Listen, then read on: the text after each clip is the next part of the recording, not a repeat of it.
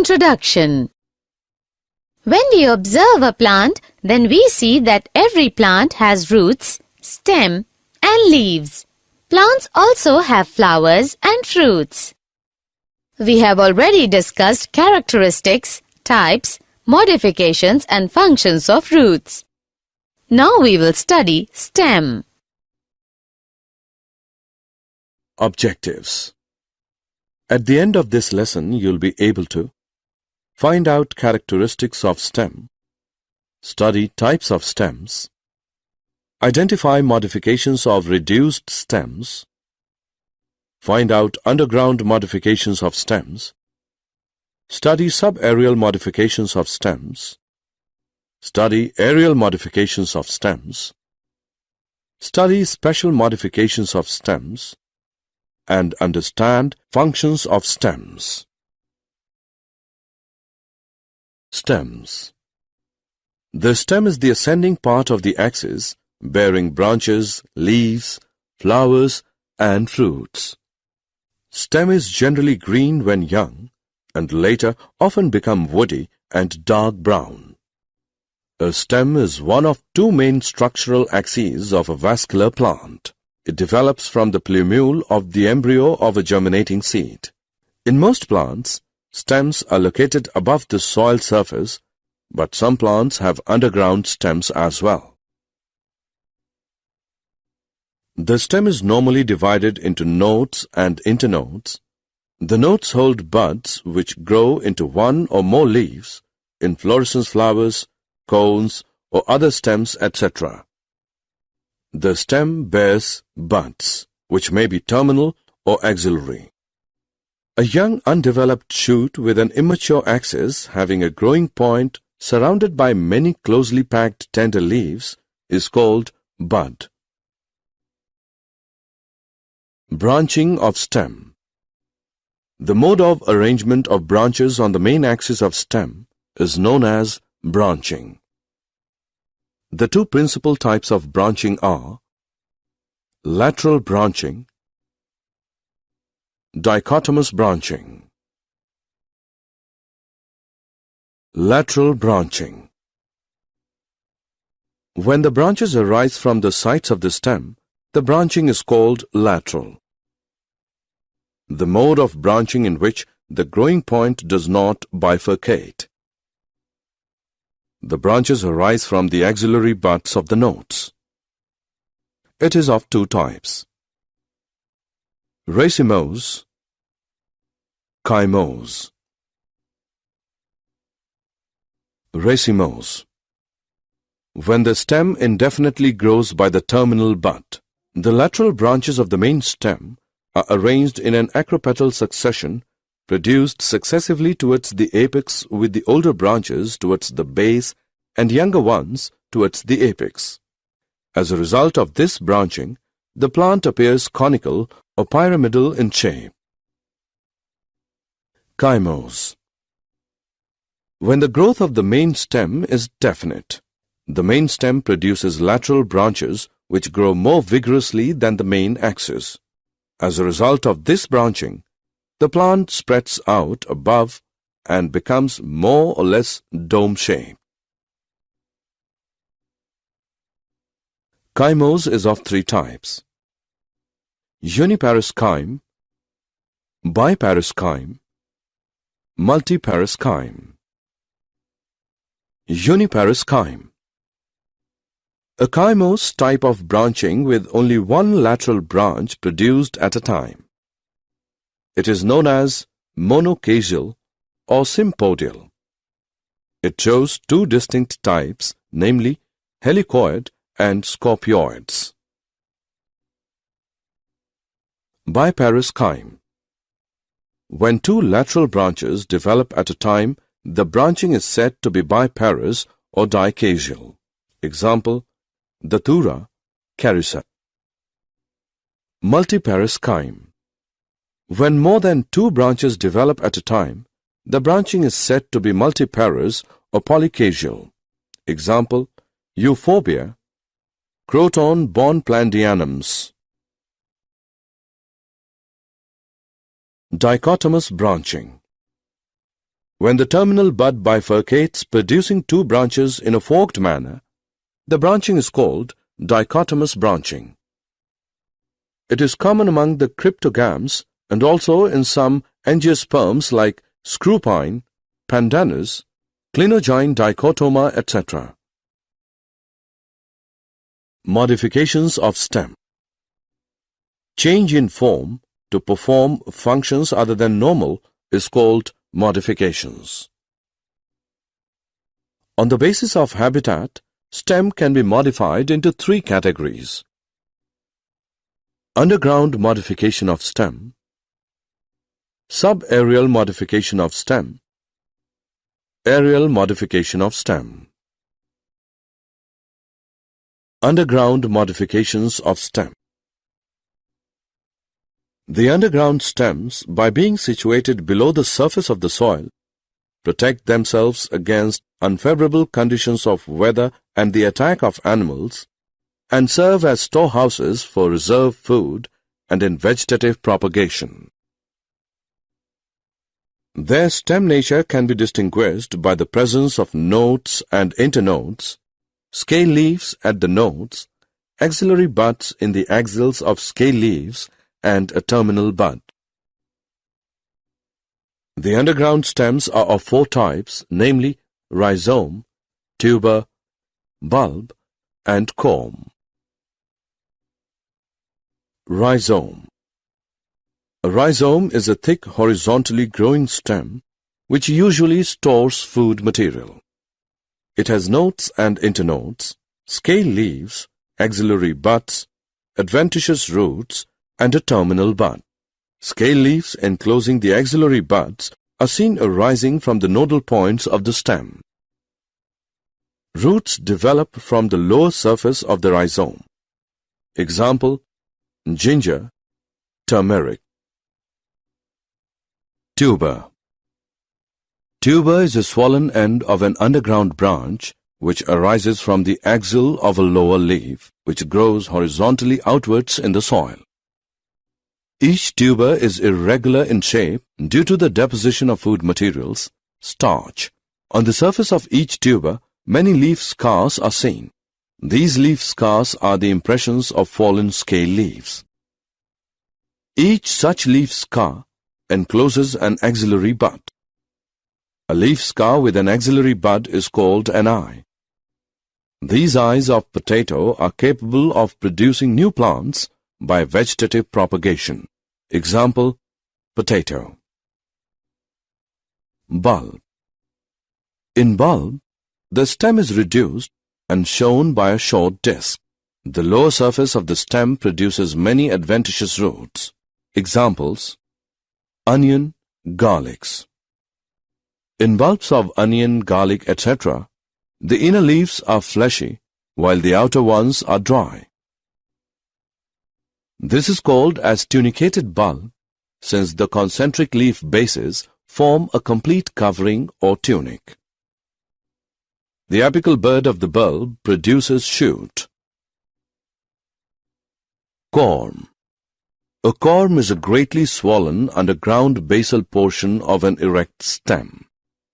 The swelling is due to the storage of reserve food material. It bears scale leaves and axillary buds. At the end of the growing season, the aerial parts die. In favorable conditions, usually one axillary bud near the apex develops into a new shoot utilizing the food reserve material in the old corm. The new plant produces a new corm at its base. The earlier corm shrivels off. Examples: Colocasia, Amorphophallus. Subaerial modification of stem. In some plants, the subaerial stems are modified for the purpose of vegetative reproduction. Subaerial modifications are of the following types: runner, stolon, sucker, and offset. Runner. The runner rises from the base of the stem as a lateral branch and runs along the surface of the soil. It develops distinct nodes and internodes. At each node, the runner produces roots below and leaves above. In this way, many runners are often produced by the mother plant, and they spread out on the ground on all sides. If any accidental injury results in the separation of a runner, the severed parts are capable of leading an independent existence. Examples: oxalis, fragaria, centella astatica. Stolon. A stolon has lateral branches called stolons originate from the underground stem. The stolons grow horizontally outwards for a varying distance in the soil. Ultimately, their end terminal bud emerges out of the ground and develops into a new plant. A runner, sucker, or any basal branch which produces roots is called a stolon. Example: colocasia. Sucker. A lateral branch arising close to the ground level, traveling underground for some distance, turning up at its end, and producing a new plant is a sucker. Example: chrysanthemum. Offset. An offset is a short, thick runner-like branch which produces a new plant at its tip. The offsets grow in all directions from the main stem of the parent plant. If any accidental injury results in the separation of these units, each is capable of leading an independent existence. Example: pistia, eichhornia. Aerial modification of stem. In some plants, the aerial stem is modified to perform a variety of special functions. Aerial modifications are of the following types: phylloclade or cladophyle, cladode, stem thorns, stem tendrils, and bulbil. Phylloclade or cladophyle. A phylloclade is a flattened stem of several internodes functioning as a leaf. In Opuntia, the stem is modified into a green flattened structure called phylloclade. On the surface of the phylloclade, clusters of spines are formed. These spines are the modified leaves of the axillary bud. These spines not only check the rate of transpiration, but also protect the plant from herbivores. The phylloclade has distinct nodes and internodes. Example: Opuntia. Cladode. A phylloclade of one or two internode is called a cladode. There are no suitable examples of cladodes because ruscus and asparagus, which are often considered as cladodes, are in reality cladophyles. A cladophyle is a flattened leaf-like stem arising in the axils of a minute, bract-like true leaf. Stem thorns. The thorn is a hard, straight, and pointed structure. Thorns are small, modified stems. In bougainvillea and duranta, the axillary bud is modified into a thorn. In carissa, the terminal bud is modified into a pair of thorns. The thorn sometimes bears leaves, flowers, and fruits as seen in duranta and pomegranate. The thorns not only check the rate of transpiration, but also protect the plants from herbivore grazing. Examples: carissa, duranta, citrus. Stem tendrils. Tendrils develop as modifications of the stem in certain plants. The terminal bud gives rise to a tendril in Cissus quadrangularis, and the axillary bud becomes modified into a tendril in Passiflora. Bulbil. Bulbil is a special multicellular body essentially meant for reproduction. In agave, the floral buds are modified into bulbils. These bulbils get detached, come in contact with the soil, and develop into new plants. In Dioscorea, the axillary bud develops into a bulbil.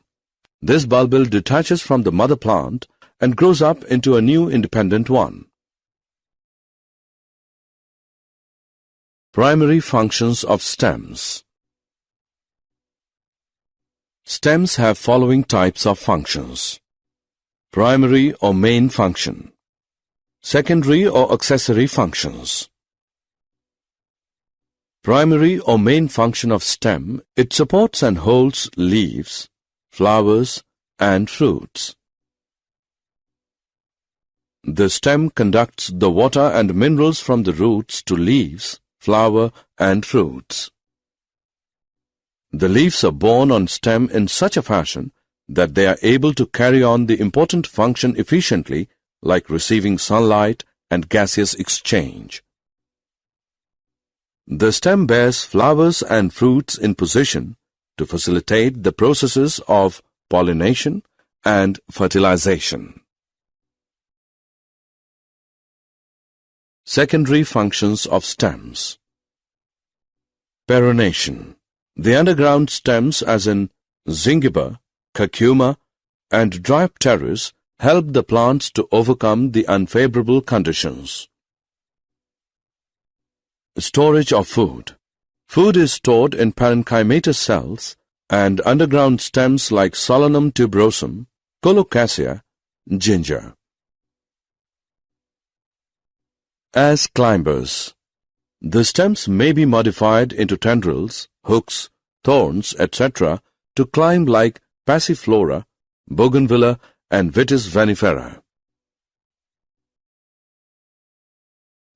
Photosynthesis.